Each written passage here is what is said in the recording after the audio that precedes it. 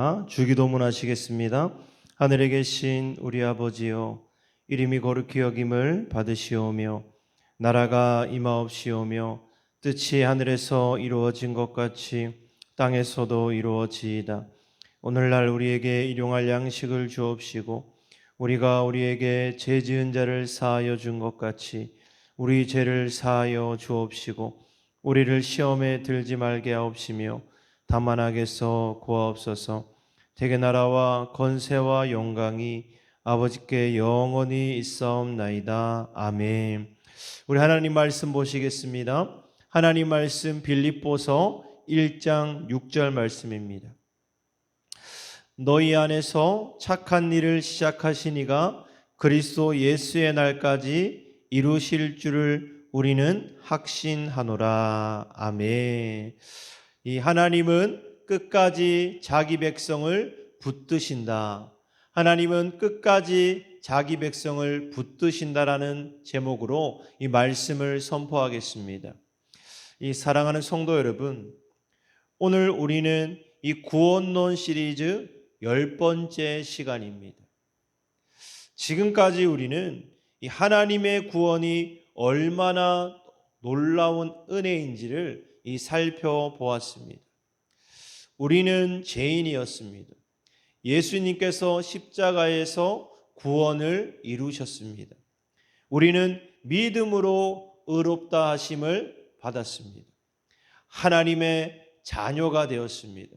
그리고 지금도 성령 하나님께서 우리를 거룩하게 만들어가고 계십니다. 그러면 마지막으로 이런 질문이 생깁니다. 구원받은 사람은 끝까지 이 구원을 지켜낼 수 있을까? 많은 성도들이 이 질문 때문에 두려워합니다. 혹시나 내가 실수하면 이 구원을 잃어버리는 것은 아닌가? 혹시 내 믿음이 약해지면 하나님이 언젠가는 나를 버리시는 것은 아닌가? 오늘 하나님은 분명하게 성경에서 말씀하고 있죠. 내가 시작한 구원은 내가 끝까지 완성한다. 하나님이 시작한 구원은 하나님이 끝까지 완성한다. 구원의 시작도 하나님이셨습니다. 본문은 이렇게 시작합니다. 너희 안에서 착한 일을 시작하신 이. 구원을 시작하신 이는 하나님이십니다. 우리가 아닙니다. 우리가 하나님을 먼저 찾은 것이 아닙니다. 하나님께서 우리를 먼저 찾아오셨습니다. 우리가 믿음을 만든 것이 아닙니다. 하나님이 우리에게 믿음을 선물로 주셨습니다. 우리가 거듭난 것도 성령께서 하신 일입니다. 처음부터 끝까지 하나님의 은혜였습니다. 그렇다면 완성도 누구의 손에 있겠습니까? 여러분이 한번 대답해 보세요. 그렇다면 너희 안에서 착한 일을 시작하신 이가 하나님이라면 그 완성도 누구의 손에 있습니까? 그 완성도 하나님의 손에 있다라고 고백할 수밖에 없습니다. 하나님은 미완성으로 끝내지 않으십니다. 하나님은 일을 시작만 하시는 분이 아닙니다. 반드시 완성하시는 분이십니다. 창조도 그렇게 하셨습니다. 엿새 동안 창조를 마치시고 보시기에 심히 좋았다고 하셨습니다. 이 노아를 방주 안에 넣으신 하나님은 홍수가 끝날 때까지 지키셨습니다. 이스라엘을 애굽에서 인도하신 하나님은 약속의 땅 가나안까지 이끄셨습니다. 제자를 부르신 예수님은 끝까지 그들을 사랑하셨습니다. 우리의 구원도 마찬가지입니다. 하나님은 우리를 중간에 버리지 아니하십니다. 넘어질 수는 있지만 버려지지는 않습니다. 성도도 물론 죄를 질 수가 있습니다. 베드로도 몇 번 예수님을 부인했어요? 3번 예수님을 부인했습니다. 다윗도요, 성경에 보면 큰 죄를 범했습니다. 그러나 하나님은 그들을 버리지 아니하셨습니다. 회개하게 하셨고 다시 일으켜 세우셨습니다. 성도의 견인은 한 번도 넘어지지 않는다는 뜻이 아닙니다. 넘어져도 하나님께서 붙드시고 다시 일으킨다라는 뜻입니다. 이 아이가 걸음마를 배울 때 넘어집니다. 이 부모는 아이를 버리지 않습니다. 손을 잡아서 어떻게 해요? 다시 일으켜 줍니다. 하나님도 우리의 아버지가 되십니다. 우리가 연약할 때도 손을 놓지 않으십니다. 우리의 확신은 나에게 있지 않습니다. 많은 사람들이 이렇게 말합니다. 내 믿음이 너무 약해서 걱정입니다. 내 믿음이 예전과 같지 않아서 걱정입니다. 사랑하는 성도 여러분, 구원의 확신은요, 내 믿음의 크기에 있는 것이 아닙니다. 뭐에 있어요? 나를 붙드시는 하나님의 신실하심에 있는 거예요. 예수님은 말씀하셨습니다. 요한복음 10장 28절입니다.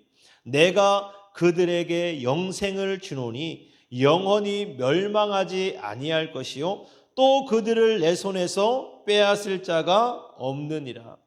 우리가 예수님의 손을 붙잡고 있는 것이 아닙니다. 예수님께서 우리를 붙잡고 계십니다. 그 손은 결코 놓치지 않는 손입니다. 그렇다고 우리가 방심해서는 안 됩니다. 어떤 사람은 이렇게 말합니다. 끝까지 붙드신다면 마음대로 살아도 되겠네. 하나님께서 끝까지 나를 붙드신다면 이제부터는 내가 마음대로 살아도 되겠네. 그러나 성경은 그렇게 말하지 않습니다.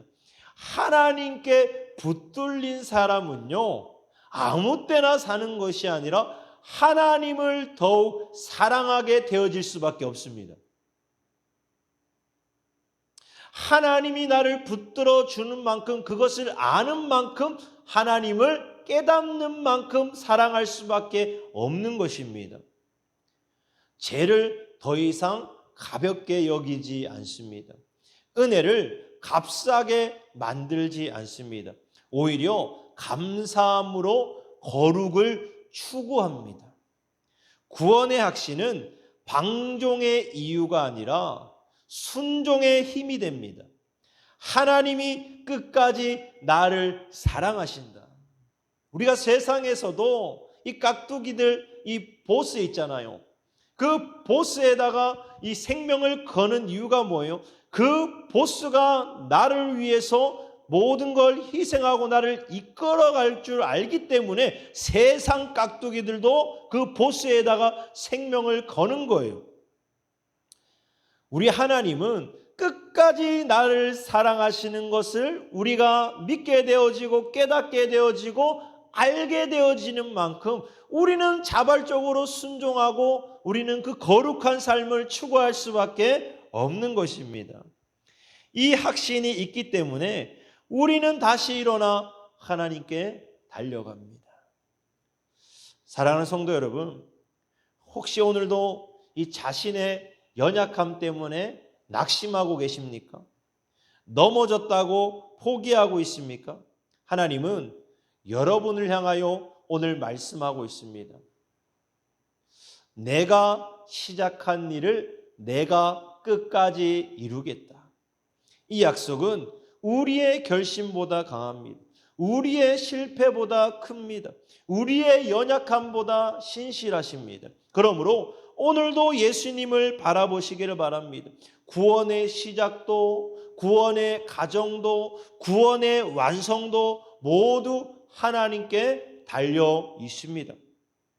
우리 시간에 함께 고백하시면서 이 말씀을 마치겠습니다. 주님, 저를 끝까지 붙드시는 분이 하나님이시고 그것이 하나님의 은혜임을 믿습니다. 제 힘이 아니라 주님의 신실하심을 의지하여 끝까지 믿음으로 살게 하옵소서. 우리가 끝까지 믿음으로 신실하게 살아가시기를 주님의 이름으로 축원을 드립니다. 아멘.